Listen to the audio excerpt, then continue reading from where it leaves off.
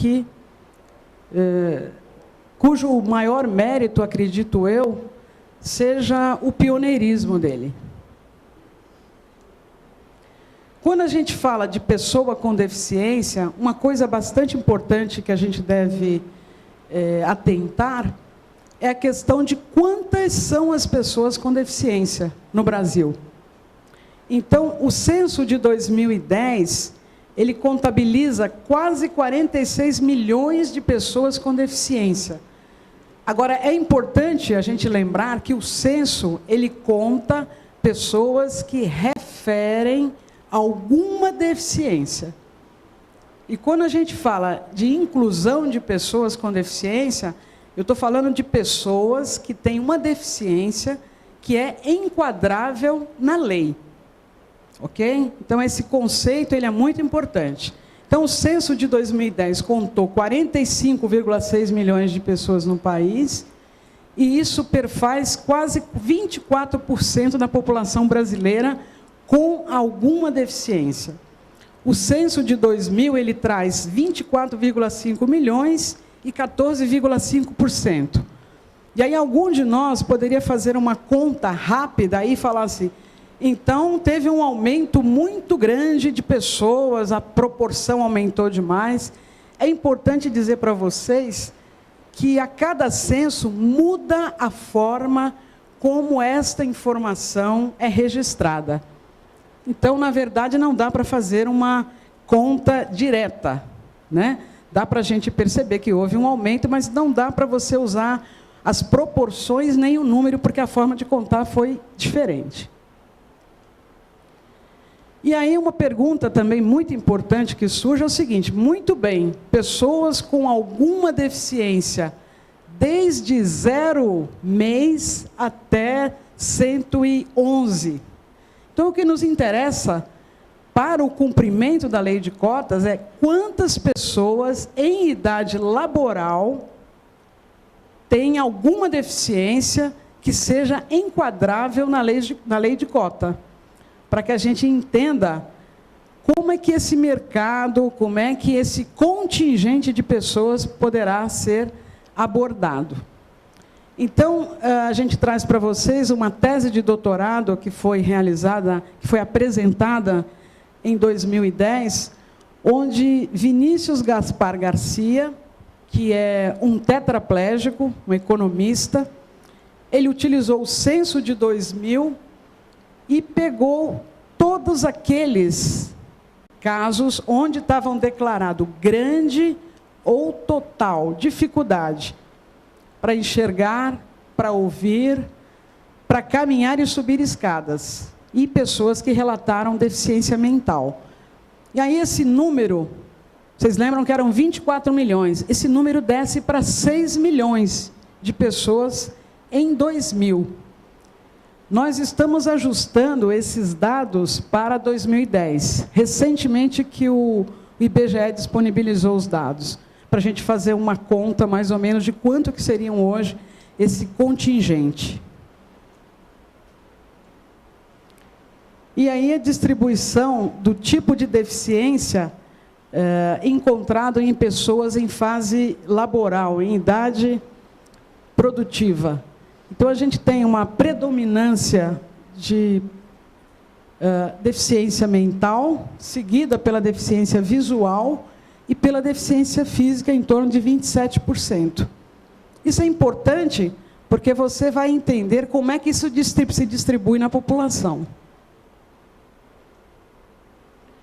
Esse estudo de viabilidade, ele surge em função de um convite que o Sinduscom fez ao SECONS São Paulo, para que desenvolvesse um estudo que foi iniciado por uma consultoria de nome Horizontes.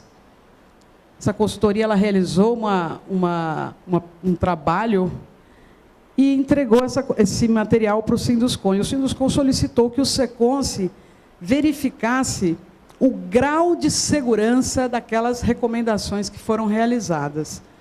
E aí, dessa forma, o SECONS São Paulo, através do seu instituto e do Departamento de Saúde e Segurança do Trabalho, constituíram um grupo técnico nós transformamos o relatório da consultoria num banco de dados e iniciamos o trabalho de aprofundamento daquele trabalho iniciado. Essa planilha aqui foi a primeira aproximação que nós tivemos do estudo, onde os senhores poderão verificar que existem aqui 18 funções do setor de edificações da construção civil. Essas 18 funções, elas estão descritas no manual do SESI. Então, foi essa a referência utilizada inicialmente e que nós demos continuidade.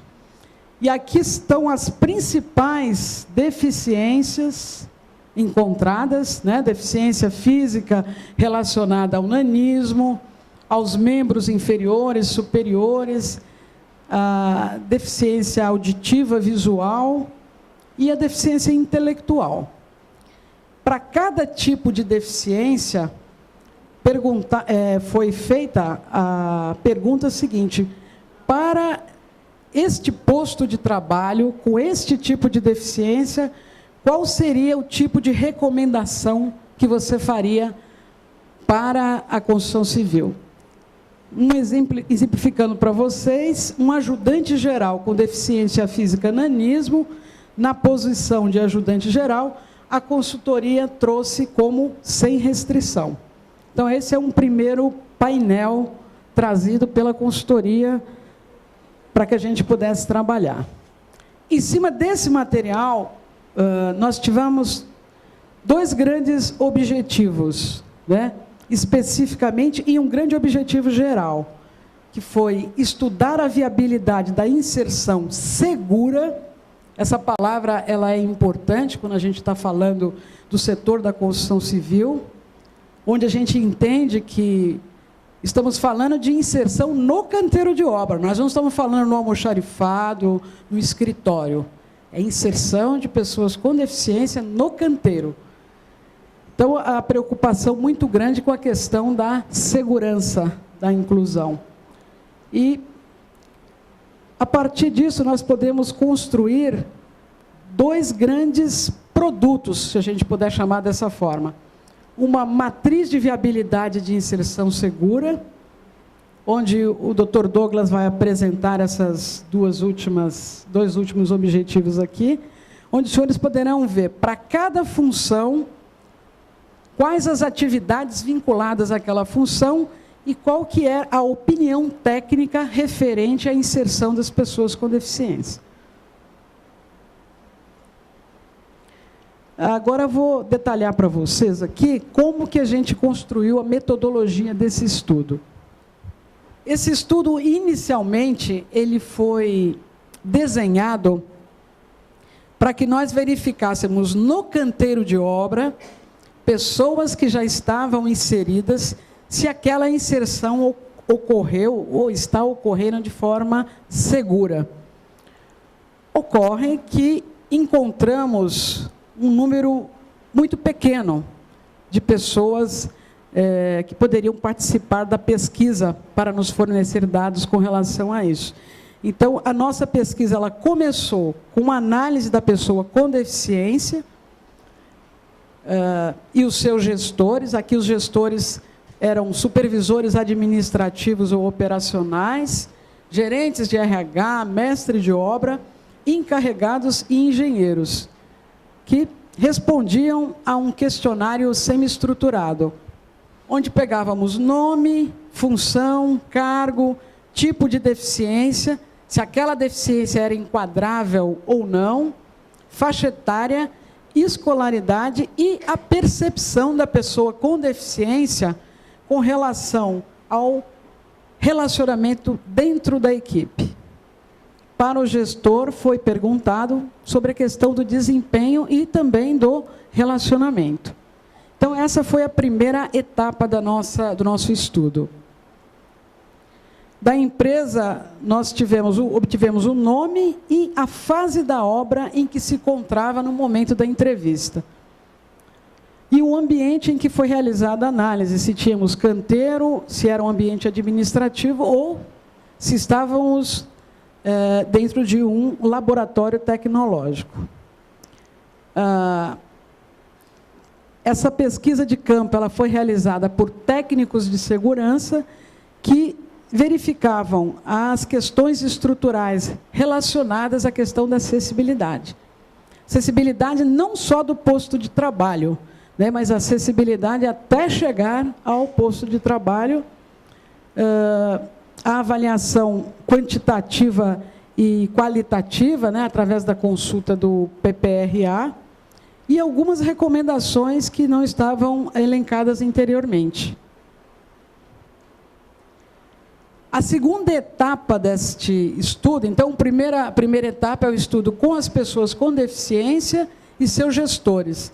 A segunda etapa a gente chama de pesquisa de opinião. A gente chama de pesquisa de opinião porque consultamos os futuros gestores das potenciais pessoas com deficiência, que são os engenheiros, os mestres de obra e os encarregados. E aquela planilha inicial que eu coloquei para vocês foi apresentada sob a forma de questionário para que eles pudessem responder. Para aquela função, para aquele tipo de deficiência, se havia alguma restrição, se havia uma restrição total ou se não havia nenhuma restrição. O objetivo de trazer essa pesquisa de opinião foi verificar o grau de aceitação que a inclusão de pessoas com deficiência poderiam provocar no ambiente de trabalho. Terceira etapa da metodologia é o que a gente chama de análise técnica. Análise técnica realizada pelos médicos do Seconce São Paulo e pela Engenharia de Segurança do Seconce São Paulo, onde o parâmetro utilizado para fazer a análise técnica foi a experiência acumulada por esses colaboradores. E aí responderam também o mesmo questionário respondido pela assessoria Horizontes, pela pesquisa de opinião e agora fazendo uma análise técnica. Está dando para... Está claro? Se vocês quiserem interromper, podem interromper. E a quarta etapa da nossa metodologia, ela diz respeito à preocupação com os 3 grupos de avaliadores que esse estudo trouxe. Então, o primeiro grupo de avaliadores, representado pela consultoria Horizontes, onde nós tínhamos compondo a equipe um psicólogo, um pedagogo e um engenheiro de segurança. O segundo grupo, que é o grupo dos gestores, né? Engenheiros civis, mestres de obra e encarregados. E o terceiro grupo, que é a equipe de saúde e segurança do trabalho do Seconce São Paulo. Interessou-nos saber se havia muita convergência ou muita divergência entre esses 3 grupos de avaliadores. E para que a gente não se detivesse na análise visual daquela planilha que a gente projetou, a gente utilizou uma metodologia estatística chamada método CAPA, onde o valor próximo de 0, ele diz que você está se aproximando de uma falta de convergência. E quanto mais próximo de 1, essa concordância é quase perfeita. Eu não vou detalhar para vocês esse processo da concordância, mas falarei um pouquinho mais rapidamente para frente como é que foi esse resultado. O quinto elemento da metodologia é a construção da matriz. A matriz foi construída a partir da análise técnica e disponibilizamos também um ranking. Neste ranking, vocês terão a oportunidade de verificar que tipos de deficiências podem ser absorvidos com menos adaptação. Esse é o objetivo do ranking. Um outro objetivo do ranking é que você tenha um elenco de atividades que podem ser aproveitados também no nível da qualificação profissional. Esses 2 itens aí, o meu colega, Dr. Douglas, vai apresentar para vocês. Aqui o resultado, muito rapidamente, de 22 de setembro a 4 de julho, né, um pouquinho mais de 9 meses, entrevistamos 17 empresas, onde encontramos 18 canteiros e um laboratório tecnológico. analisamos 17 funções, daquelas 18 funções elencadas pelo manual do SESI, porque a função de cabista e eletricista foi entendida pelo grupo como muito semelhante, não foi identificada a diferença. As avaliações com as pessoas com deficiência, encontramos 15 pessoas inseridas em canteiro de obra. Dessas 15 pessoas, apenas 12 delas eram enquadráveis na lei de cota. A pesquisa de opinião com os mestres, os engenheiros e os encarregados gerou 482 simulações. Por quê? Nós perguntávamos sobre a inserção para cada fase da obra, né? Entendendo que o canteiro de obra, a cada fase, ele pode assumir uma configuração diferente e que poderia interferir na interação. Os tipos de deficiência que foram analisadas foram todas, ou seja, deficiência física, auditiva, intelectual e visual. E como resultado sintético, a gente pode dizer que naquele momento a restrição para a deficiência visual era total. Importante lembrar que na época do nosso estudo, a deficiência visual enquadrável na cota era a cegueira e a baixa visão. Aqui não está a visão monocular, que veio depois que a gente já tinha concluído o estudo. Outra restrição que foi feita foi com relação à deficiência física de membros superiores e os ostomizados, que são aquelas bolsas artificiais, comunicando o cólon, comunicando a bexiga, né? Colostomia, ileostomia. E também a deficiência intelectual severa e profunda. Uma coisa que a gente sempre coloca é que este trabalho, ele não se propõe a identificar pessoas com grande grau de superação. A gente sabe que tem pessoas que têm deficiência de membros superiores e que estão trabalhando. O Douglas depois vai explicar para vocês um pouquinho mais sobre isso daí. O que a gente está falando é pessoas na média, com esse tipo de deficiência, o que é que elas poderiam fazer, né? E a deficiência intelectual severa e profunda, porque pessoas com deficiência intelectual severa e profunda, a idade mental é próxima de uma criança de 8, 9 anos, e num ambiente de um canteiro de obra, seria muito difícil conseguir inserir. Isso é o resultado da pesquisa realizada com as pessoas com deficiência, aí a distribuição das funções, onde a gente teve um predomínio aí de mestre de obras. Essas foram as deficiências apresentadas pelas 12 pessoas, um predomínio de deficiências de membros inferiores, deficiência física, né? E aqui a faixa etária das pessoas com deficiência. Predomínio das pessoas entre 30 e 39 anos. A questão da escolaridade, metade delas tinham o fundamental completo. E um resultado bastante interessante é que essas 12 pessoas que estavam inseridas nesse trabalho declararam-se plenamente adaptadas ao seu posto de trabalho e à equipe. Com relação aos gestores, a gente já tinha adiantado para vocês, o engenheiro civil foi um mestre de obra encarregado e 3 gerentes de RH.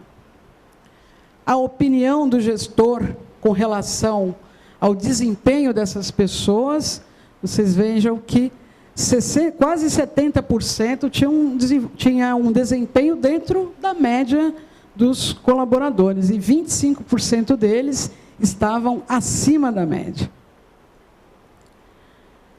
Com relação ao relacionamento, né, referente ao relacionamento, bom e ótimo aí chegam a 83%. Então, uma adesão muito importante. Essa é a pesquisa de opinião que gerou aquelas 486 simulações referente às fases da obra. Nós entrevistamos 16 pessoas, predominando encarregado e engenheiros. Visualmente, os senhores já conseguem verificar uma diferença grande, né, em relação à planilha anterior. Por isso que é importante a gente trabalhar com a concordância, porque senão fica difícil comparar visualmente. Essa é a análise técnica que foi realizada, o perfil da equipe técnica, 2 médicos do trabalho, dentre eles o Douglas, que vai fazer a apresentação, e um engenheiro de segurança. Essa foi a opinião técnica com relação à questão colocada, né? Então, a função, o tipo de deficiência e a restrição. Vocês se lembram do primeiro slide? A gente tem 3 sem restrição aqui, né? Só para a gente exemplificar um pouco da divergência. A análise de concordância, não vale a pena eu entrar no detalhe, mas é importante dizer para vocês que houve um nível de concordância muito grande entre engenheiros, encarregados, mestre de obras e a equipe de saúde e segurança do trabalho do SECONSE. A gente acredita que essa convergência de opinião se deva à formação das equipes. Agora, Douglas vai dar prosseguimento. Obrigada.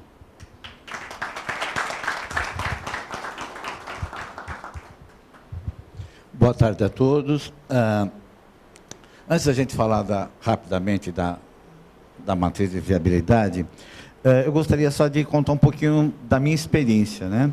Eu sou médico do trabalho há 38 anos. E trabalho na construção civil há 17 anos.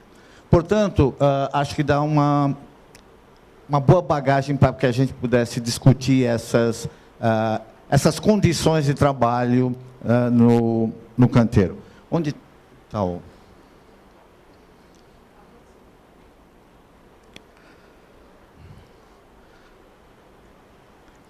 Acho que como eu sempre falo, o grande pulo do gato foi que nós pegamos a função... pegamos...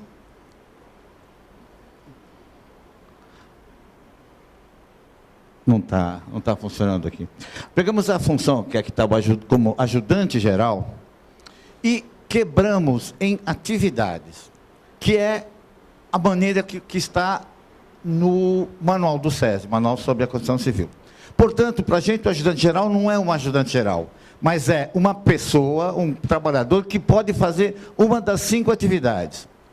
Preparar argamassa, demolir edificações, compactar solos, raspar e lixar superfícies e limpar e remover resíduos.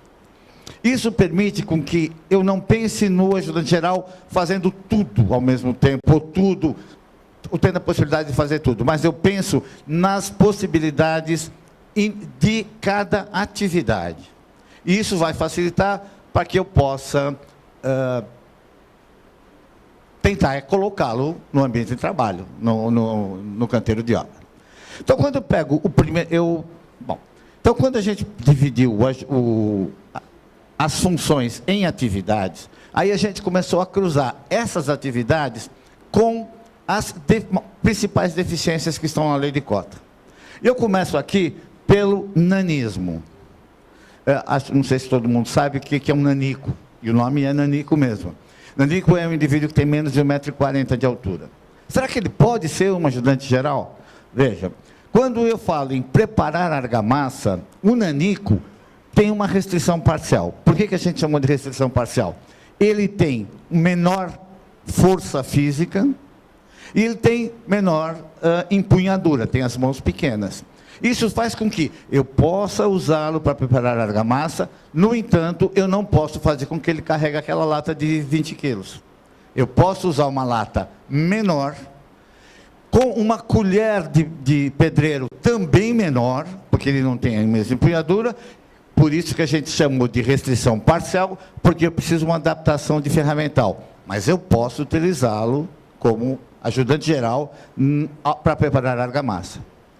Quando eu passo para demolir edificações e compactar solos, eu não posso usar o nanico, na nossa visão. Por quê? Novamente, porque ele tem a força reduzida, então vai demolir edificações, ele tem que usar uma marreta. Eu não posso diminuir o peso da marreta, senão não consigo demolir. E quando ele vai compactar solos, a máquina, o sapo, a máquina que ele usa é maior do que ele, então ele não consegue fazer a compactação do solo. Quando eu passo para raspar e lixar superfícies, eu tenho uma grande restrição, que é a raspagem da área externa com balancim, porque ele tem dificuldade de acessar o balancim pela altura dele. E mesmo assim, se eu puder usar internamente, eu tenho que melhorar o ferramental, também adequando ao tamanho do trabalhador. Limpar e remover resíduos, meu problema só é esforço físico, porque ele tem menos força física. Portanto, das 5 atividades do ajudante geral, um nanico pode exercer, com alguma restrição, 3 atividades. Portanto, é possível, no nosso ver, é possível contratar um nanico para ser um ajudante geral com essas restrições. Claro que eu vou ter que adaptar algum ferramental, sem dúvida. Quando eu passo para deficiência física de membros inferiores, você se lembra que a doutora Norma falou que as deficiências físicas de membros superiores nós não analisamos, porque, a nosso ver, tem uma restrição total por ser o trabalho, a construção de um trabalho braçal, a gente chama até de trabalho braçal. Então, a gente, claro, como a doutora Norma também falou, é possível que algum de nós conheça, por exemplo, pintor que não tem um braço. Eu já vi. Todos devem ter visto. Só que, quando a gente fala em inserção segura, eu tenho que ter a certeza de que aquele trabalho não vai piorar o único membro que ele tem bom. E quando ele vai pintar e faz os movimentos repetitivos apenas com um braço, provavelmente, ao longo do tempo, eu vou ter problema nesse braço do pintor. Portanto, a gente está procurando uma inserção segura. Então, a deficiência física de membros inferiores. Paraplégico, restrição total. Primeiro que ele não consegue nem chegar no local de trabalho dele, né? Os canteiros de obra não permitem que entre uma cadeira. Então ele tem restrição para o trabalho no canteiro. O monoplégico, que é aquele indivíduo que tem uma perna paralisada, eu digo perna porque o monoplégico podia ter braço, mas os braços eu já tirei, já não estou analisando. O monoplégico também tem um problema de acesso, de acessibilidade ao local de trabalho. Então, ele tem um comprometimento da mobilidade e da força, então a gente coloca-o como restrição total. Quando eu passo para o monoparético é aquele indivíduo que tem diminuição de força no membro, não é paralisia como o monoplégico. Então, o monoparético, o exemplo do monoparético é, todo mundo sabe, sequela de paralisia infantil, né? Uma perna mais fraca é o exemplo típico do monoparético. Então, o monoparético, ele pode preparar argamassas com restrição por causa do esforço físico, porque se ele carregar lata muito pesada, ele vai estourar o outro joelho. Então, ele pode fazer com restrição ao esforço que ele está exercendo. Demolir edificações e compactar solos, não pode. Da mesma maneira que o nanico não pode. Mas raspar e lixar superfícies, se ele fizer isso,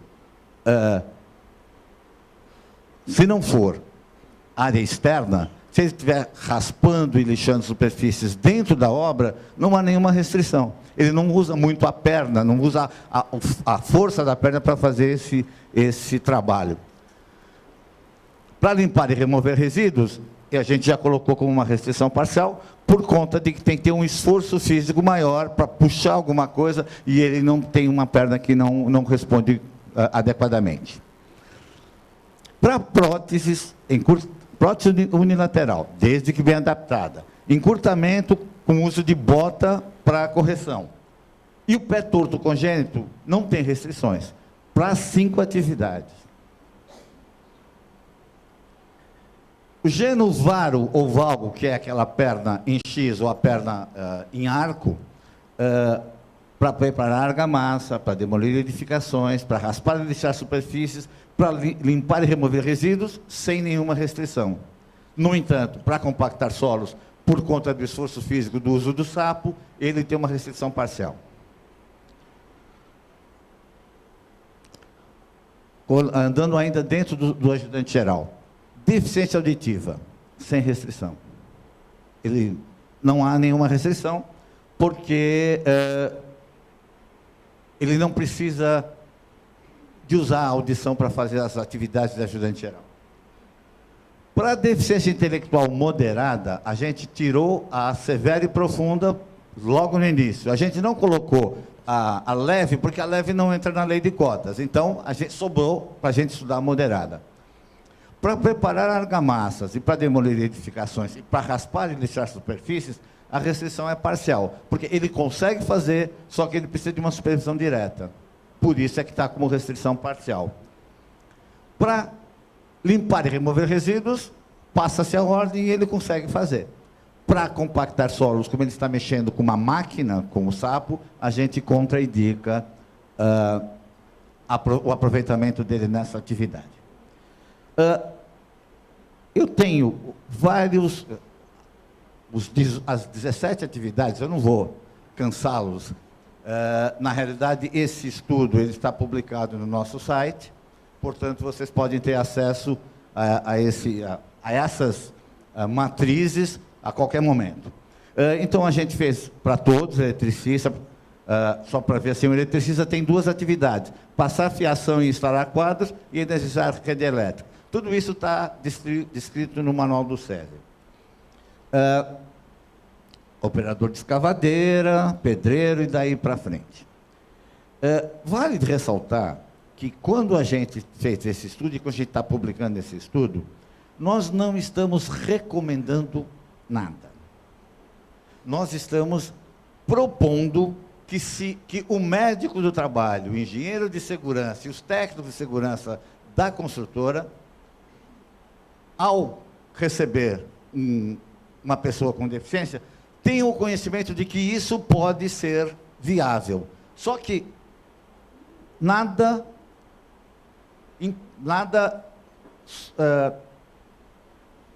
substitui a avaliação médica.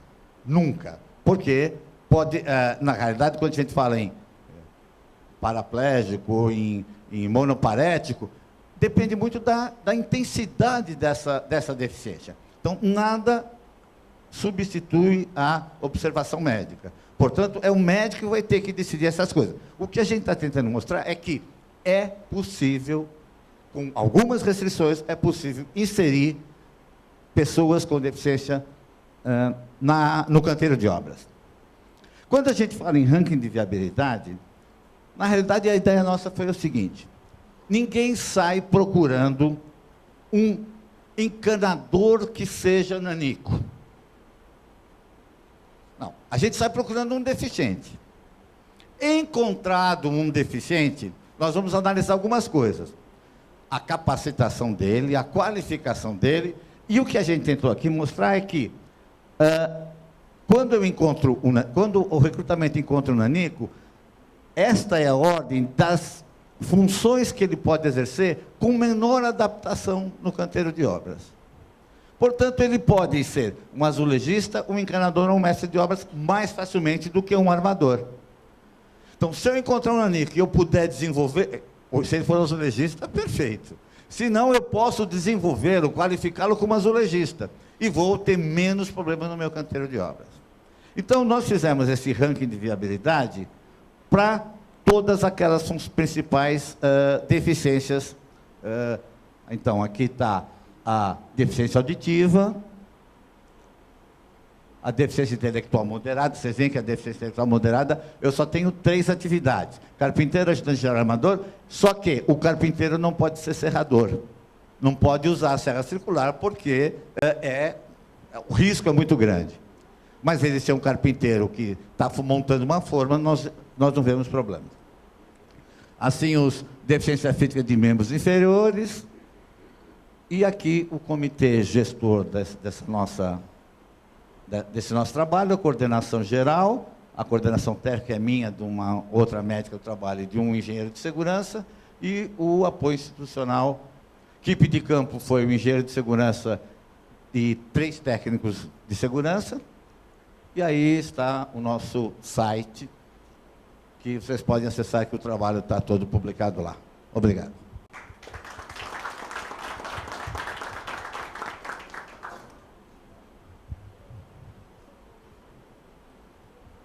passar agora a palavra para a doutora Fátima Lagares, auditora fiscal do trabalho.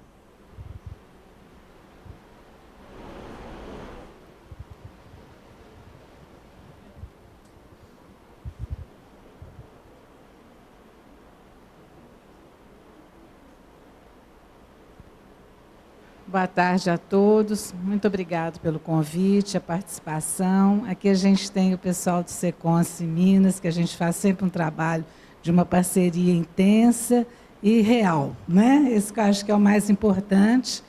E eu estou muito satisfeita. Não é a minha área específica, né, de trabalho com as pessoas com deficiência. Eu estou com uma colega aqui, que é a Laila, que é a médica do trabalho, que faz parte do nosso planejamento, mas me senti assim, orgulhosa e um pouco até com um desafio de falar um pouquinho da construção. Por quê? Nós estamos aqui na coordenação da construção civil e, muitas vezes, a gente olha só para aquilo que nos interessa, a gente esquece de olhar para os detalhes. E a construção civil, infelizmente, ela tem sido uma grande causadora de acidentes e nós temos tido várias pessoas com deficiência. E essas pessoas, como será a vida delas depois? Então, a gente tem que preparar para refletir e pensar um pouco. Nossa fala será assim, muito mais uma fala social. Eu sou engenheira de segurança do trabalho, e a despeito que aqui a gente, como auditora fiscal do trabalho, atua dentro da legislação, né, do Ministério do Trabalho, seja a legislação, vamos chamar assim, de segurança, como a legislação propriamente dita, como o pessoal, a diferença de jornada, registro, etc. Mas é um complemento. O que nós temos é a legislação, que é a CLT, a Constituição, etc. Bem, dentro desse trabalho das pessoas com deficiência, o que nós temos na legislação brasileira? Nós temos a Constituição de 88, né? Temos uma lei de 89, isso aqui são as referências que a gente tem que se basear dentro da legalidade. Então, o Ministério do Trabalho, ele está dentro da legalidade. E veio a Lei 8213 de 91, no artigo 93, que veio com um grande marco chamado Lei de Cotas. Essa lei de cotas, depois eu quero falar um pouquinho, como que a gente pode pensar que ela será no futuro. O decreto, que são as competências do Ministério do Trabalho, né? Quais são os nossos atributos, quais são as nossas funções. Nós temos que fiscalizar a inserção das pessoas com deficiência no trabalho. Esse é o nosso marco, né, inicial. Nós temos, inclusive, instruções normativas de 2001 e 2003, que podem ser consultadas perfeitamente no site, né, no site do Ministério, inclusive que vão tirar N dúvidas para as pessoas que não conhecem. Mas a gente sempre procura ter uma linguagem mais tranquila, uma linguagem mais num nível harmônico, né? Não vamos falar nem deficiente, não tem especialização do Dr. Douglas nem da doutora Norma, né? Mas dentro de um trabalho e dentro de uma visão até um pouco, além de social, um pouco de bom senso.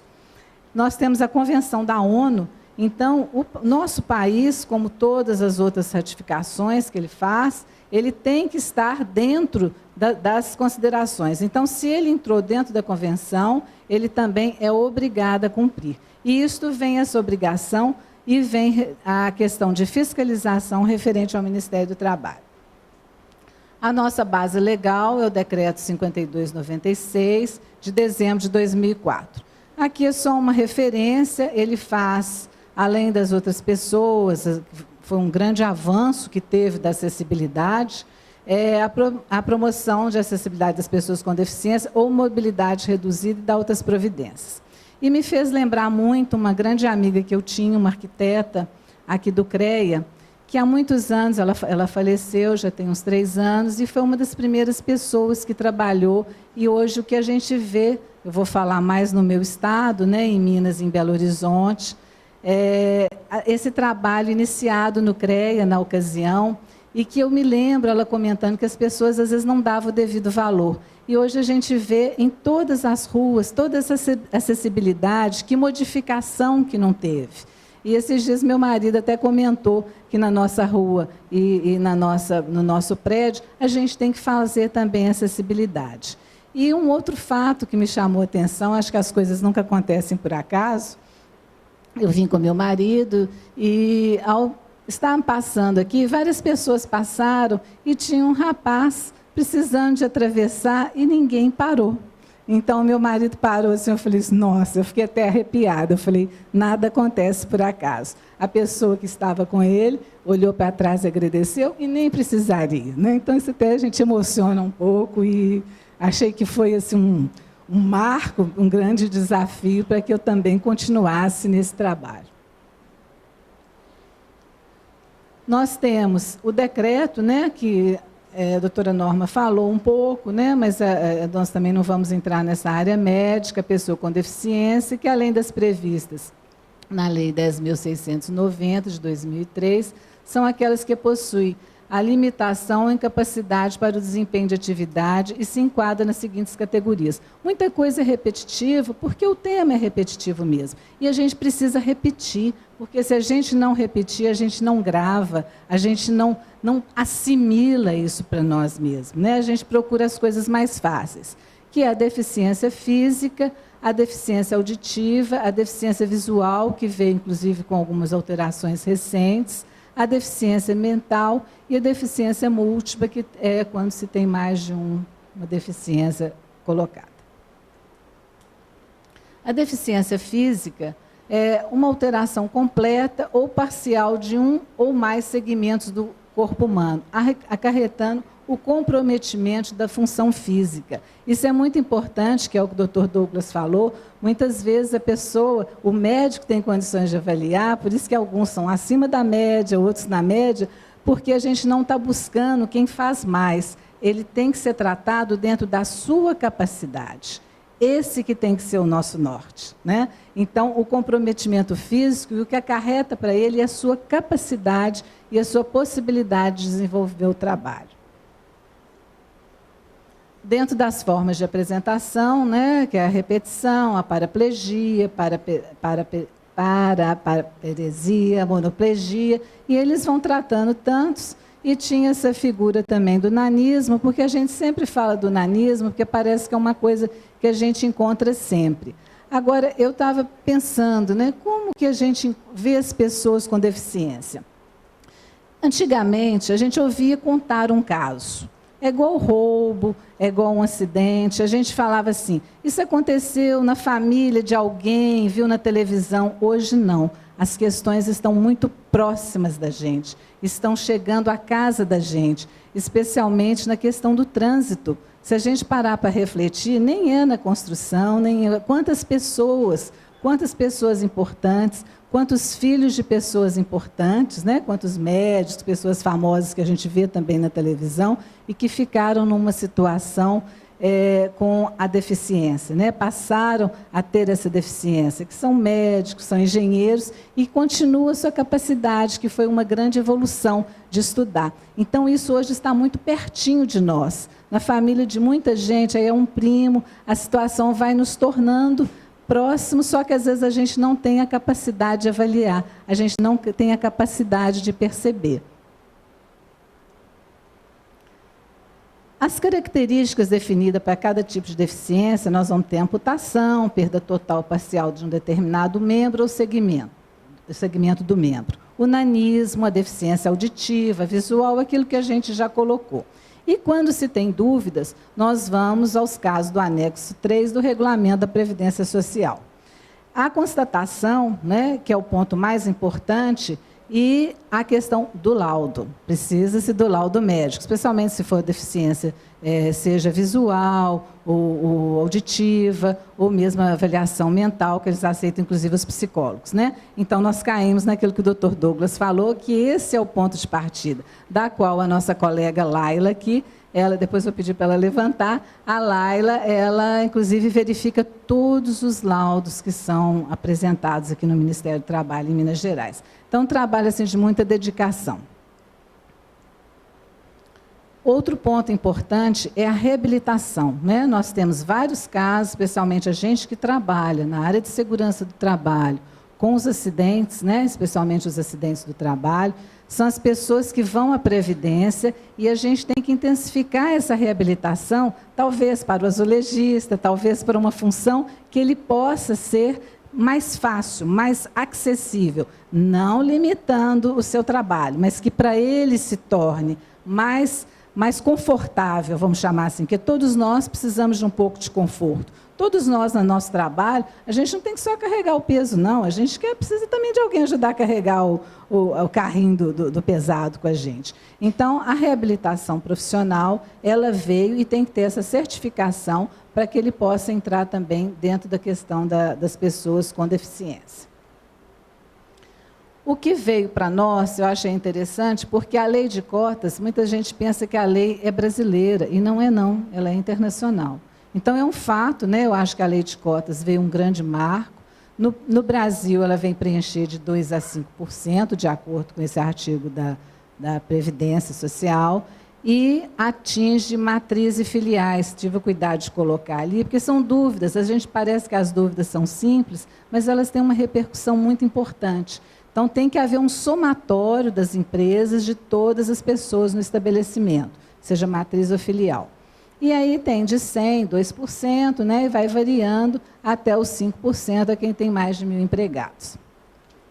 O que ela trouxe, né, a lei das cotas? Essa ratificação da Convenção da ONU. Foi um dos marcos mais importantes e um dos marcos mais recentes, que foi o de 2008. A partir disso também, muitos grupos de trabalho, muitos grupos tripartites começaram a aparecer.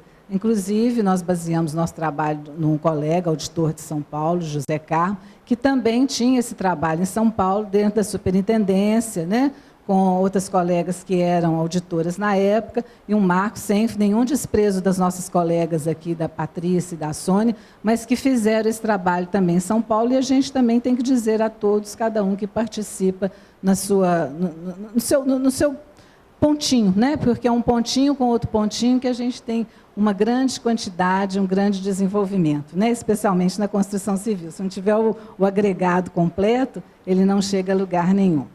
Para as pessoas com deficiência, o que a lei de cotas trouxe? Para muitos, o primeiro emprego, porque até então elas não tinham essa acessibilidade ao emprego. Ninguém lhes dava a oportunidade, a condição. Ela trouxe uma realização profissional, porque todos nós, né, queremos, as pessoas que querem, que gostam de trabalhar, todo mundo quer a sua realização. A gente não quer só o peixe, não. A gente quer aprender e a gente quer pescar, né? Eu acho que esse é o nosso grande desafio, esse é o nosso grande incentivo. Então, trouxe essa realização profissional que até então eles não tinham. A convivência social. Hoje a gente convive, né, com as pessoas naturalmente, ninguém fica olhando, ninguém fica observando, são pessoas normais, são pessoas, cada um, às vezes, pessoas muito mais felizes do que nós mesmos, que às vezes estamos com todas as nossas faculdades e às vezes não damos valor, e eles estão ali com aquele sorriso encantador, com aquela oportunidade, é um diferencial, a gente tem que passar a olhar, como eu disse, com outros olhos. A gente olha muito com os olhos assim, cartesianos, os olhos matemáticos, e a gente não olha com os olhos da alma, que é o mais importante. Um fato interessante que eu estava lendo é a redução dos acidentes de trabalho. Várias situações observadas pelos trabalhadores em geral, com cuidados a serem adotados. Quando é inserido, quando as pessoas com deficiência são inseridas, isso eu estou dizendo na construção civil, o que acontece? Parece que abre os olhos até dos demais trabalhadores. Aquilo pode se divulgar e eles passam a ter mais percepção dos riscos e das condições para não se acidentar. Isso, para mim, foi um fato assim, interessante na literatura, e vendo como que desenvolveu, porque a gente pensa ali um outro servente que não tem a deficiência, mas ele passa a integrar, ele passa a valorizar e a entender aquele trabalho do colega que está com ele. A nossa demanda cresceu bastante, né, com a inclusão dos PCDs. Por quê? Hoje nós precisamos ter a garantia dos direitos fundamentais do cidadão. Essa garantia vem com a cidadania como um todo, educação, saúde, e há uma pressão, né? O indivíduo hoje fala, a família, os sindicatos, né? Aqui o próprio trabalho do SECONS, o SECONS Brasil está sendo isso, né? Do Sinduscons, as organizações não governamentais, os trabalhadores, tanto os outros níveis de governo, seja Ministério Público, seja a Previdência Social, o Ministério do Trabalho. Então, a gente vê um conjunto de pessoas para a garantia dos direitos fundamentais do cidadão. O que nós precisamos ter é a garantia social. Em relação ao Ministério do Trabalho, o que nós temos? Nós temos que ampliar o nosso campo de atuação. Então, hoje, o Ministério ele está muito mais participativo do que há anos atrás em relação... Hoje, a questão até da inserção é um projeto ministerial, obrigatório, como os outros, como os aprendizes, quer dizer, um projeto obrigatório em todo o Estado, definido também pelo Ministério do Planejamento. Então, a coisa toma um corpo maior. Ela não passa assim, é uma vontade, é um interesse. Não, ela é um ponto obrigatório. Ela passou a ter as obrigações, as cobranças legais. Nós, como todos auditores, dentro da nossa área, independente de qual tema que seja, a gente tem que orientar, notificar e as autuações, né? E interiorizar as ações de fiscalização. Hoje, nas próprias, nós temos aqui a nossa superintendência e temos as gerências em várias cidades, as cidades polos. E nessas cidades, também o desenvolvimento do trabalho foi maior, e ele foi mais adaptado até para os nossos colegas auditores, numa maior sensibilização e no desenvolvimento de um trabalho. Por que isso? Porque nós precisamos implementar a mudança de cultura. Tudo passa pela mudança de cultura. É só assim que as coisas se transformam. Talvez esse aqui seja o slide mais importante, porque ele passa lá pela mudança da consciência das pessoas. Quando ele passa pela mudança de consciência, se a gente para um momento e reflete, um segundo que seja na nossa vida, nós vamos ter uma política social mais ampla com direitos fundamentais, como a educação, a saúde, a acessibilidade, as cobranças. Se a gente não parar lá, a gente não faz o segundo degrau. A política social não acontece. E é o que está acontecendo quando eu mostrei aquele slide dos direitos sociais. Todo mundo começou a pressionar. Por quê? Porque começou a acontecer na nossa casa, começou a acontecer na nossa sala, na nossa cozinha. Não foi à toa, não. Não foi só para fazer propaganda política, não. É porque mudou mesmo. As situações hoje nos afetam muito diretamente. Houve maior participação dos sindicatos, patronal e dos trabalhadores. Aqui já é um fórum que a gente está tendo a oportunidade, né, de estar apresentando, estar discutindo, e as pessoas que estão aqui estão de parabéns pelo interesse e pela oportunidade. Agora, precisamos ter uma política empresarial. Quem manda na empresa é o dono, não é, Eduardo? Eu falo isso para o Eduardo. Se não tiver o dono da empresa interessado, não consegue. Não tem médico, não tem engenheiro, não tem... Tem que ser política. Isso aí tem que ser o empresário. É o dono da coisa que engorda, é o dono, é que faz, é o dono, porque ele tem o poder de mando. Então, se não passar por uma política empresarial, não adianta consciência, nada. Aí nós passamos pela sensibilização. Porque quando existe a política, o interesse de alguém, eu até falei para o Eduardo lá antes que ele estava falando do setor de treinamento, né? Que é uma oportunidade que vocês vão ter de ter também o treinamento, né? A aprendizagem que veio depois. E aí passa pela sensibilização. Aí a sensibilização passa pela gente, passa pelo recursos humanos, passa pelo engenheiro, passa pelo mestre, pelo colega servente. Aí essa sensibilização é que se torna importante. Programas de segurança e saúde vigentes voltados para a inclusão. Até hoje eu não vi nada relativo a isso. Por quê? Mal e mal a gente tem os programas de segurança voltados de uma maneira genérica, às vezes muito ruins, só para cumprimento de legislação. Eu falo que nem é para fiscal ver, porque o fiscal nem está vendo mais, nem é para inglês ver, deve ser para o povo de Marte, porque a Inglaterra ficou muito perto, tudo hoje está muito fácil, o site. Então, a gente não vê. Tem que começar a mudar a consciência. Nós temos que mudar a consciência dos médicos do trabalho, dos engenheiros de segurança do trabalho, para começar a pensar, bem, se acontecer isso, se nós vamos ter as pessoas com deficiência, O que nós vamos fazer? Um item, uma recomendação, isso é que é o fundamental. A divulgação de experiências bem-sucedidas. Quais experiências que a gente vê? Muito poucas. A gente quase não vê nada. Não vê assim, isso assim, não tem. Porque quando você divulga, as pessoas copiam o bom. A gente tem que deixar que elas copiem o bom. O ruim não precisa ser copiado, não, porque está todo dia aí. Agora, o bom, sim. Aí começa, aí o outro fica um pouquinho com inveja, ele também quer fazer. E no meio empresarial, todo lugar é assim. A gente quer copiar aquilo que também a gente possa ter o nosso marketing, que a gente também possa aparecer um pouco. Melhor divulgação e transparência das vagas oferecidas. A maioria por indicação. Alguém fica sabendo que tem um emprego, que tem uma vaga, que estão precisando e vai. Não tem até essa transparência. E eles também colocam assim, com pessoas com deficiência leve, muita coisa para deficiência leve, e não estão preocupados com os outros níveis de deficiência. Sempre na escolha, a gente parte para o leve. Isso é na nossa vida também. Eu quero carregar a sacola mais leve, etc. Mas a gente tem que fazer essa pequena reflexão. A pequena já traz um grande benefício.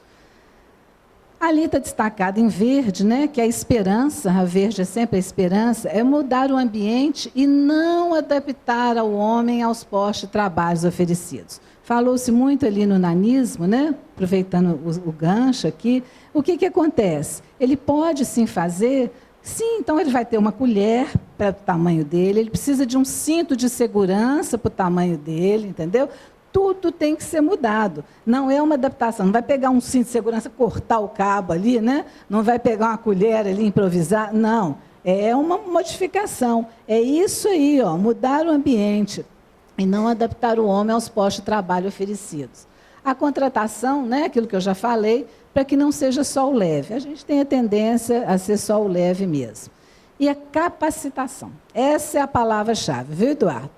Vou ficar aí no seu pé, para que a gente tenha também, dentro desse projeto, a capacitação, porque é aí que ele desenvolve. E não a capacitação para que a pessoa saia no nível do outro, dessa disputa que a gente tem, disputa de engenheiro, disputa de assistência social. Não, é a capacitação dentro da capacidade dele, a evolução dele. Esse que é o diferencial. Não pode ser medido na mesma intensidade. Não vou falar, né, de pessoas normais, não pode ser medido. Tem que medir dentro da avaliação e da possibilidade que ele tem. Gestores e administradores com motivação, né? Quando a gente motiva, eu espero que eu saia daqui mais motivada, que vocês também saiam mais motivados, né? Porque é assim que a gente muda. A gente tem que trazer esse sorriso nos lábios e um sonho, como eu digo para o Eduardo, um sonho nos olhos, mas que a gente todo dia põe a moedinha no cofrinho e faz do sonho a realidade. Já disse isso para ele várias vezes, até no clube fazendo ginástica, né? Eu estou te aproveitando aqui e tal. Informações e conhecimento aos colegas de trabalho, com maior respeito e auxílio mútuo, inclusive com redução dos acidentes, que foi aquele ponto que eu falei com vocês, que eu achei muito interessante.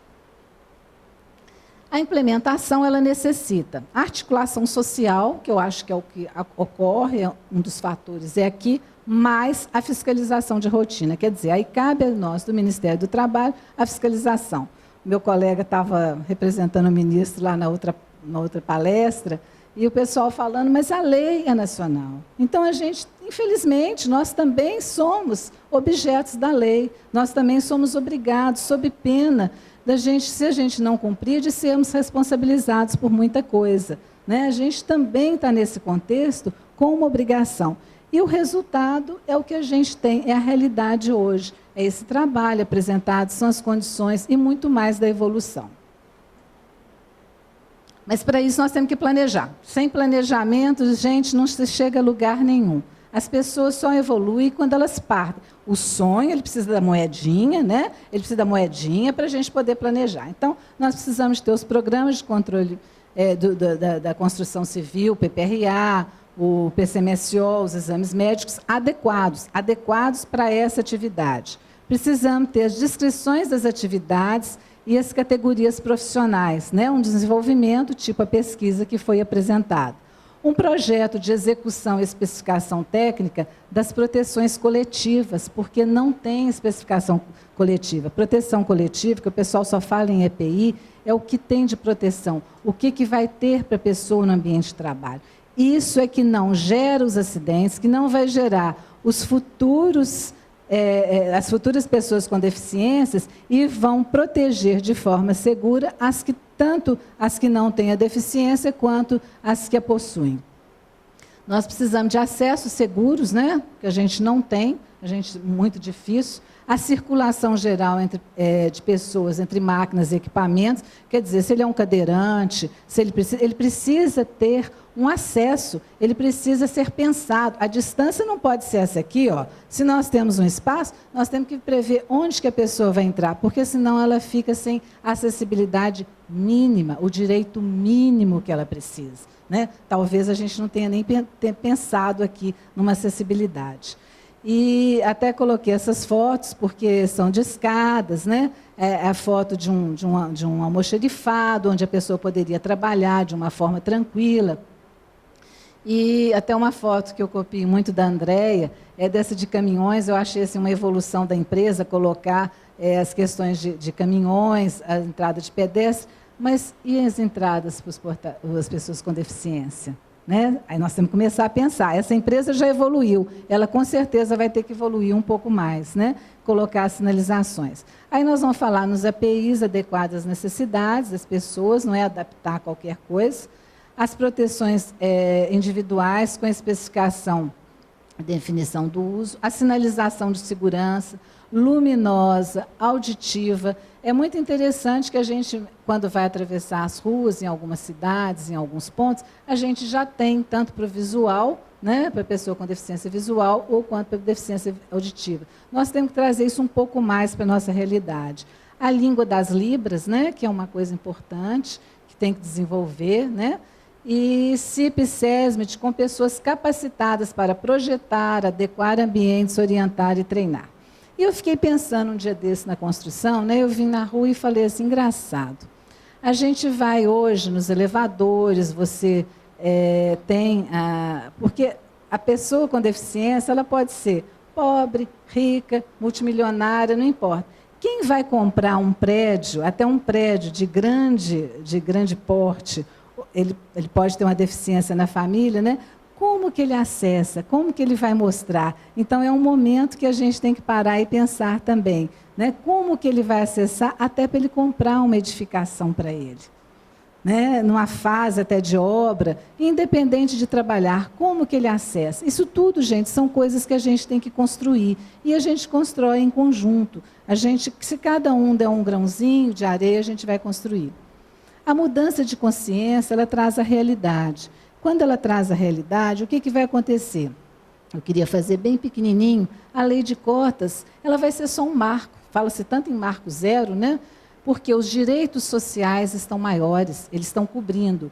E maior do que os direitos sociais são as pessoas com deficiência que estão aumentando e que estão solicitando esse ponto. Elas é que vão conduzir, por isso que a circunferência, eu tive o cuidado de deixar até aberta, ela não é fechada. Vai ficar lá a lei de cotas só como um marcozinho, mas o importante são essas pessoas, como elas trabalham e o que elas vão desenvolver. Aqui nós temos o trabalho em Minas Gerais, né, da apresentação, das contratações, tivemos a partir de 2010 dos aprendizes, que são cotas distintas também, mas de 2010 a gente tem só uma pequena avaliação, de janeiro a junho.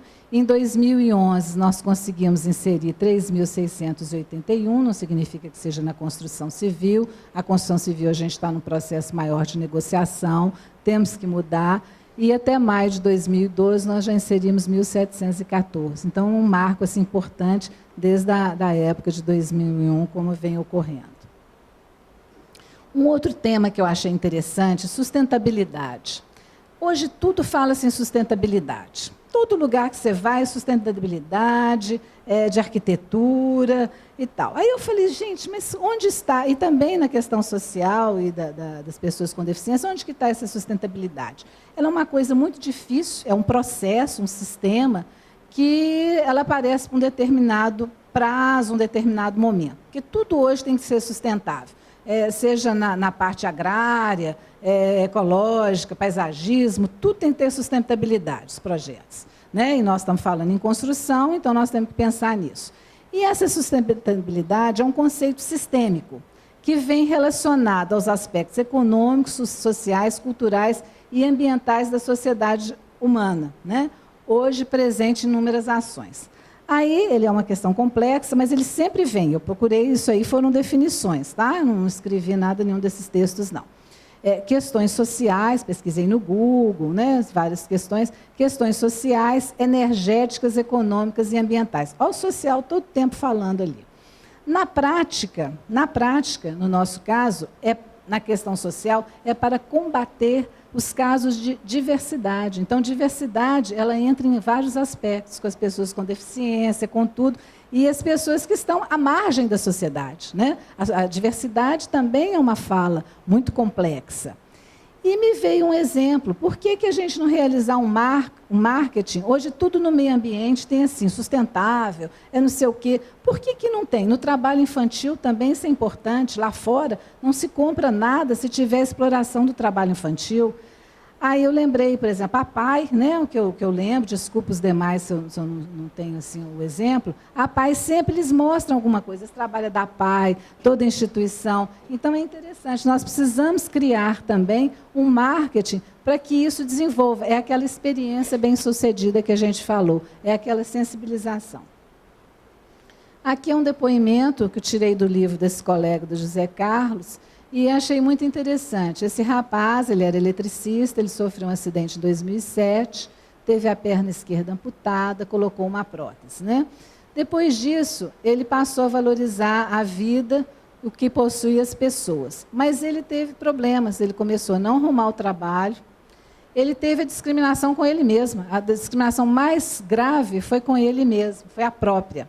E ele começou a beber, né? A discriminação levou à bebida, e um dia ele perdeu a mulher e os filhos. Aí ele resolveu mudar. Quando ele acordou e não viu mais a mulher nem os filhos ao seu lado, ele resolveu mudar e foi buscar um emprego. E conseguiu como porteiro. Mas ele parou para pensar, eu já fui eletricista, por que eu não posso voltar? Né? E ele conseguiu recuperar a profissão dele, é o exemplo, recuperou os filhos, a profissão, valorizou, e achei muito bonita a frase, amo o que eu faço e faço o que eu amo. O nome dele está aí, o acidente me fez, que é o José Wellington de Oliveira, o acidente me fez afundar na bebida.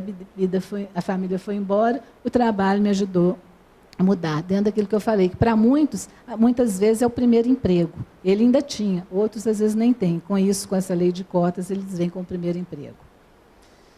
Se a gente fala, né, eu sempre falo em planejamento e em gestão, né, então a gente tem as dificuldades. Nós temos ter interesse, dedicação, um investimento financeiro, isso é sempre na área de segurança, sempre, a gente não vê o retorno desse dinheiro, não.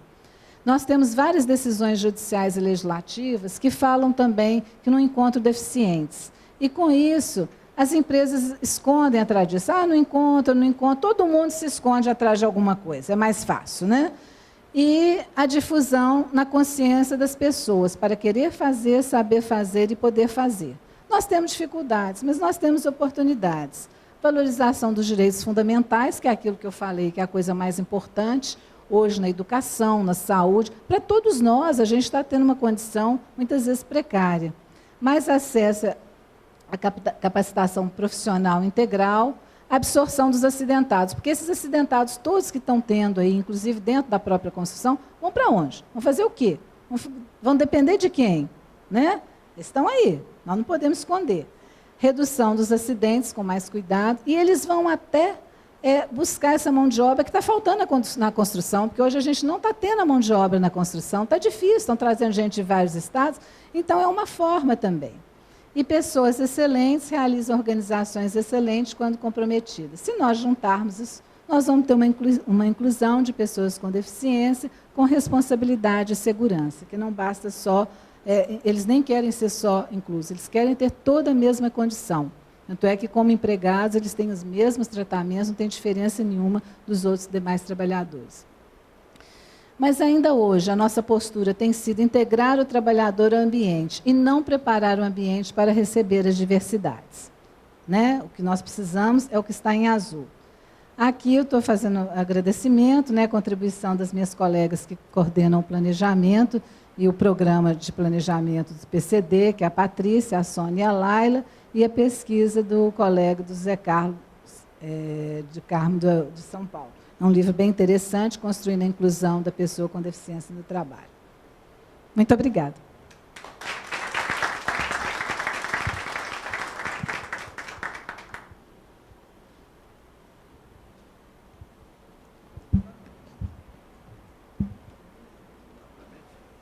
Nós teríamos mais uma palestrante, a doutora Andréa Nice, do Ministério Público do Trabalho, mas ela não pôde comparecer.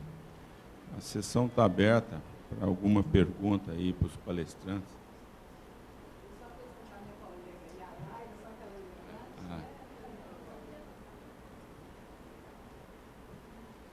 Boa tarde. Eu sou Elissandra, Sindusconsul Fluminense, Rio de Janeiro.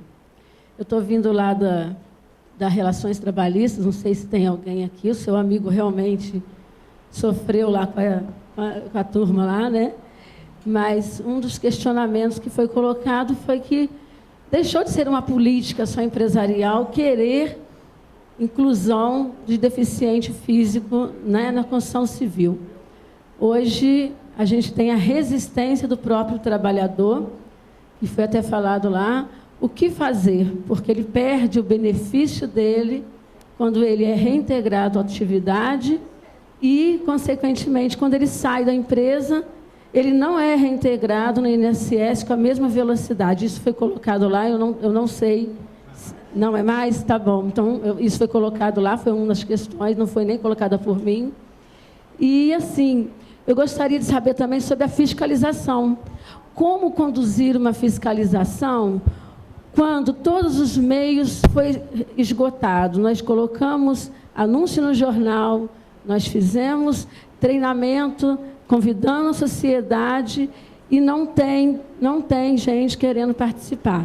E aí vem a fiscalização, né, que é o papel de vocês, e não está tendo muito entendimento também pelos fiscais. Alguns, em vez de chegar para orientar, já chega autuando a empresa. Então, qual a melhor forma de conduzir essa fiscalização? Existe realmente a regulamentação de que, se eu provar que eu solicitei na sociedade e não apareceu ninguém, nenhum candidato, isso é válido? A gente pode, né, criar esse meio? Deixa eu só responder a primeira parte. Na realidade, a LOAS, antigamente, realmente era cancelada. Hoje é suspensa. Quando ele sair do emprego, ele retorna, volta a receber o auxílio. Portanto, esse motivo já não existe.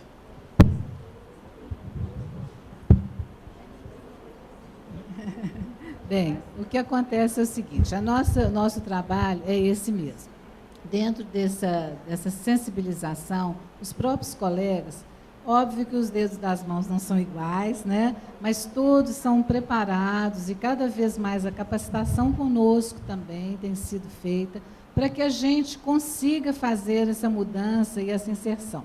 Só que nós temos que cumprir, eles são chamados, não existe essa autuação de imediato, existe muita conversa, né, Laila? Muito trabalho.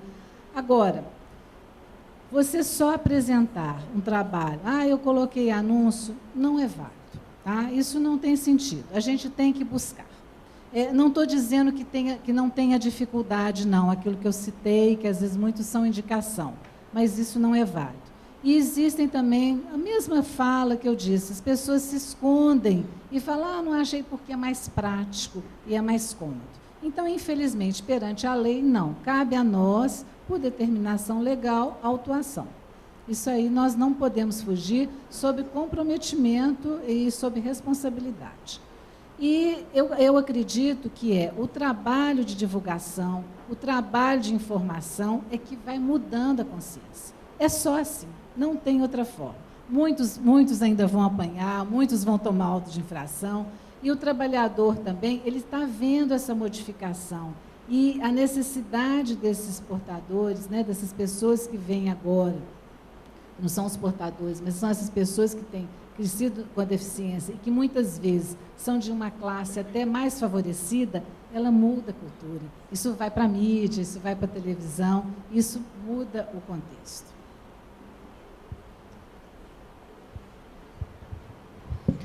Boa tarde. Meu nome é Denise, eu sou do Rio de Janeiro. Eu tenho 2 pedidos para fazer e uma pergunta. Primeiro, é que houvesse essa integração com as instituições que fazem qualificação de mão de obra, SESI e SENAI, por exemplo, que contribuísse nessa qualificação de PCD. O segundo era com o INSS, porque a formação que eles se dão para a reintegração das pessoas, para voltar no trabalho, é nada, é zero. É a gente que tem que se virar para verdadeiramente fazer também a qualificação. Eles só dizem, ó, toma de volta, agora você aí se vira. Então, é o segundo pedido. E a pergunta que eu tenho para fazer é sobre o grau de risco. Se já fizeram algum tipo de análise em relação ao cumprimento da cota conforme o grau de risco. Tem algumas atividades da construção civil, elas nem todas se encaixam no grau de risco 4, mas se já houve esse tipo de análise ou há essa possibilidade?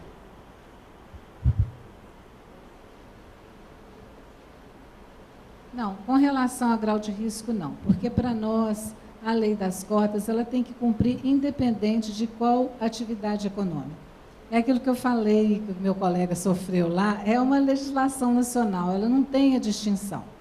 O que ocorre eu acho que essa sensibilização, inclusive na construção civil, tem sido mais difícil a colocação da mão de obra, pelos riscos que ocorrem e pelas condições coletivas, eu não falo nem de equipamento, tenho horror a essa palavra, equipamento de proteção individual, as condições que estão ruins. Elas estão ruins para os trabalhadores de uma forma geral. Tanto é que está gerando pessoas com deficiência. Então, isso aí é o trabalho de profissionais, tem que ser profissionais, médicos, engenheiros, e mudança de cultura. Nós vamos sempre cair na mesma vala, porque as pessoas não têm essa visão. Porque uma obra ela tem que ser construída em 5, 6, 7 meses, e não se pensa nisso. Inclusive, para as pessoas com deficiência, essa desmobilizar e mobilizar é complicado. Tanto no canteiro de obras é complicado. Mas isso é gradativo. São os exemplos, tem inclusive várias empresas no Rio, que eu tive a oportunidade de ver, que estão desenvolvendo, e em São Paulo também, que tem assim, orgulho, como desse rapaz eletricista, de continuar, não vou citar nomes, né, por uma questão ética, de continuar e desenvolver o trabalho. E também surgiram vários grupos tripartite em relação a isso que você está falando, do Senai, SESI, por isso que eu brinquei com o Eduardo aqui. Nós precisamos de mudar, nós precisamos de ter os cursos de aprendizagem. Há uns anos atrás, eu me lembro que eu estava mexendo com aprendizes e estava no Ministério Público daqui. E falei, gente, vocês precisam criar cursos para as pessoas com deficiência. Quer dizer, naquela época eu falei, conversei, e hoje está sendo até uma realidade. Mas vai ser devagar, como é para a própria aprendizagem normal. Tá? E essa capacitação tem que mudar e tem que ter interesse. Tem que ter interesse. É o que eu posso responder.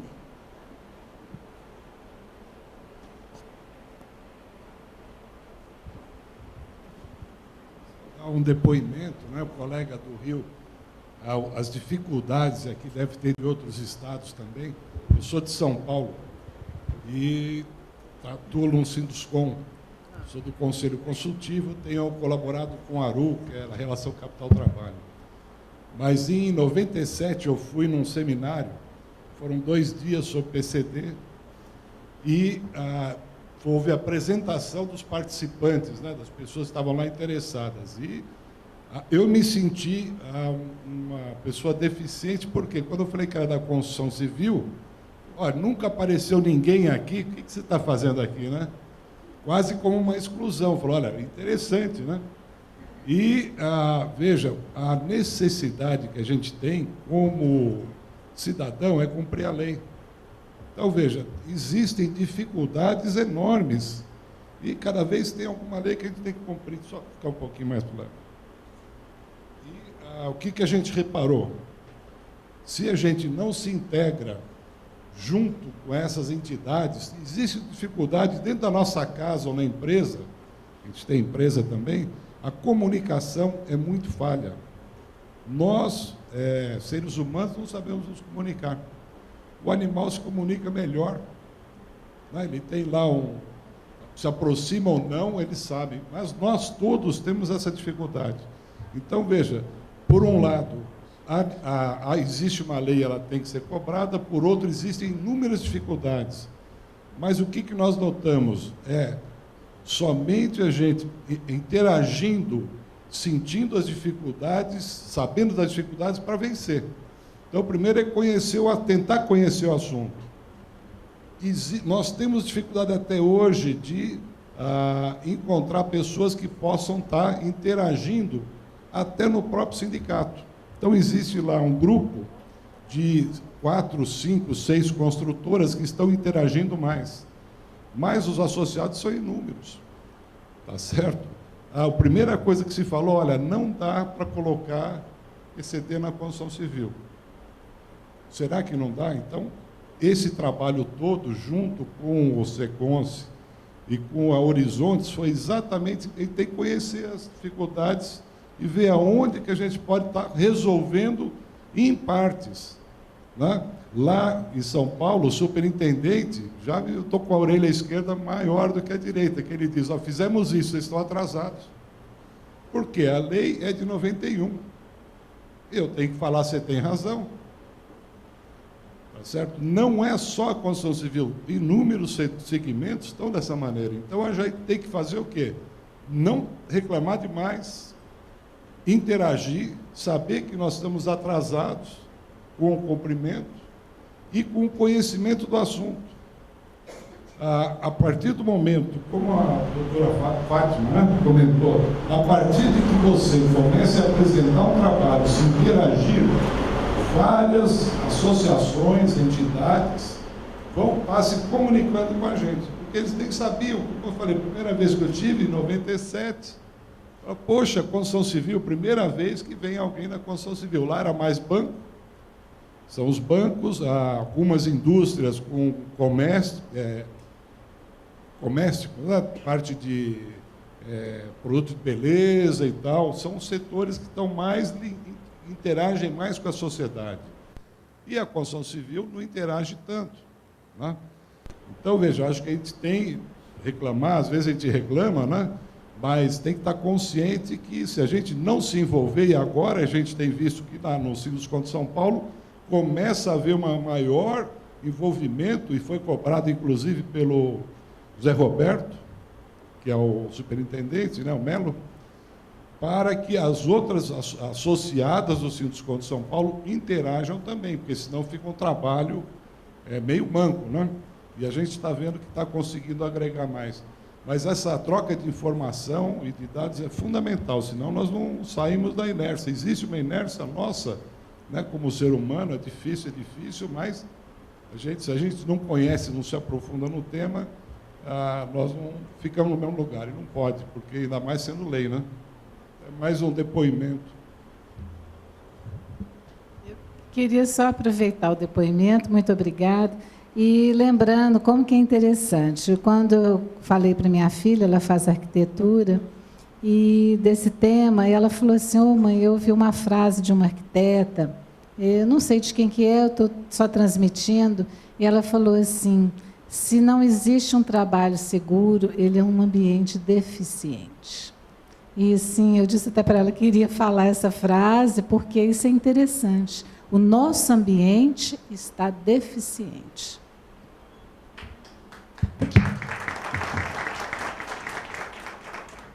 Queria dizer aqui que o doutor Douglas vai ter de sair, que está com um horário atrasado aí para o avião. Queria te agradecer aí a sua palestra. Muito obrigado aí pela sua participação. Alguém tem mais alguma pergunta?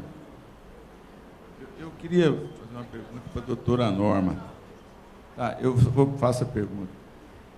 Se eu mando um PCD para o SECOM São Paulo para fazer um PCMSO, vocês têm um critério assim em que possa distinguir uma função para que ele possa... Isso é feito lá no SECOM de São Paulo?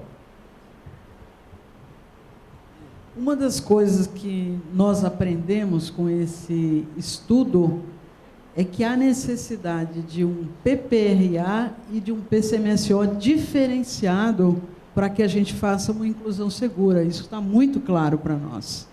É um olhar com uma outra profundidade. Porque, como disse a doutora Fátima, na hora que eu incluo uma pessoa neste ambiente,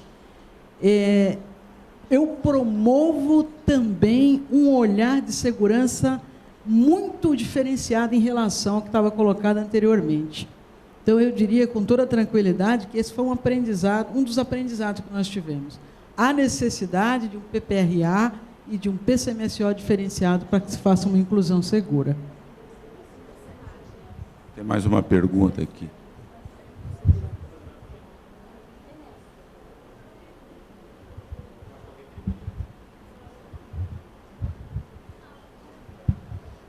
Boa tarde, sou Diogo, da ADM de Alagoas.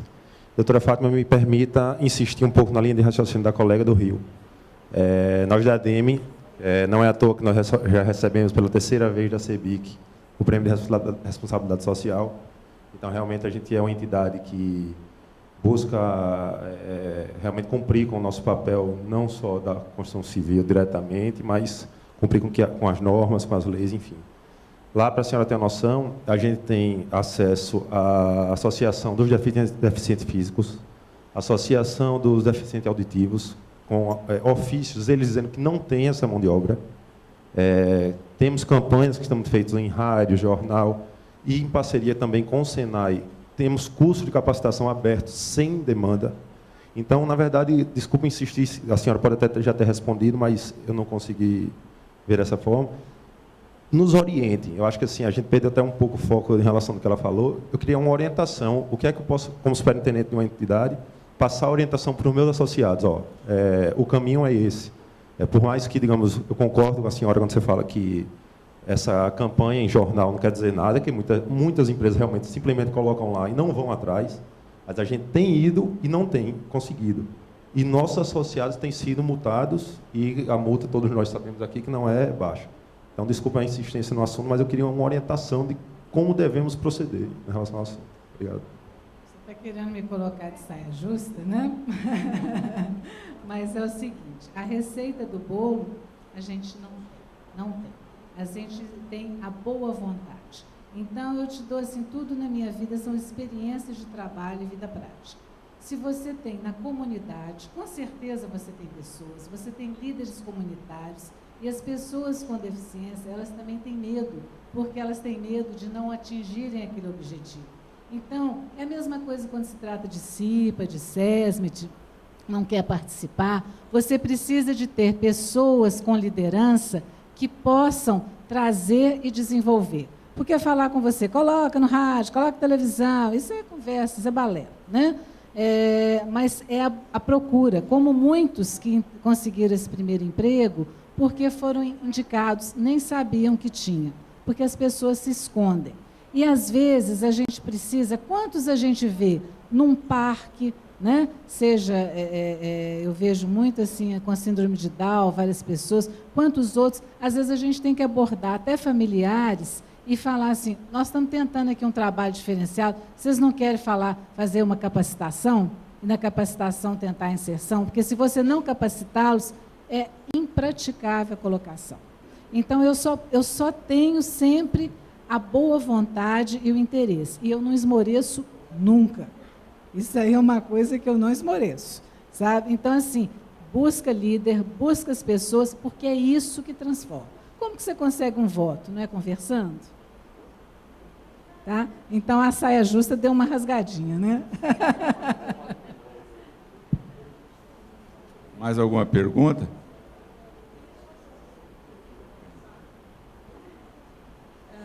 tentando um pouco pensar no seu questionamento, né? Lá em São Paulo, nós temos participado de 2 iniciativas que eu acho que ajudam bastante a equacionar a questão colocada, né? Então, o Sinduscom, o sindicato patronal, construíram um acordo tripartite. Não é que você não vai cumprir a cota, você tem uma planificação ao cabo de 2, 3 anos, com diversas ações orquestradas coletivamente, você consegue demonstrar alguns passos que foram dados. Então, eu acho que esta é uma experiência bastante interessante. Nós conhecemos tanto pela questão da construção civil, quanto pela questão da saúde, porque o SECONSE é o braço da saúde. Então, nós prestamos serviços de saúde não só para a construção civil, mas temos parcerias com o Estado e com o município, e acabamos de participar agora da construção de um acordo tripartite para a inclusão de pessoas com deficiência em serviços de saúde. Então, eu imagino que essa seja uma estratégia bastante interessante de ser pensada, né? Mais alguma pergunta?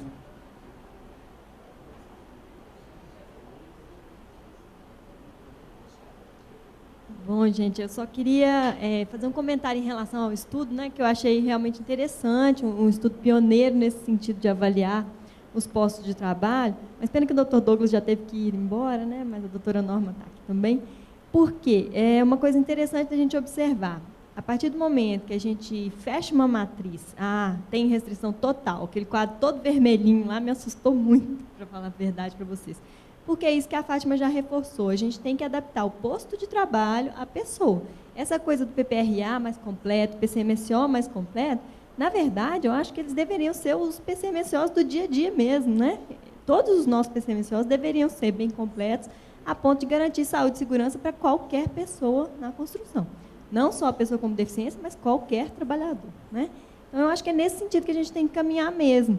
E a gente vai ver que a gente vai chegar num ponto, quando começa a desmembrar ali cada uma daquelas funções, a gente percebe que tem uma série de coisas que a pessoa pode sim fazer. Então, o que eu queria reforçar? Que a gente não pode nunca partir do pressuposto que a pessoa não pode fazer aquela atividade. A gente tem que usar um lema que até foi do ano da pessoa com deficiência, que é nada sobre nós sem nós. A gente tem que saber da pessoa qual é o potencial de trabalho dela, porque se a gente generar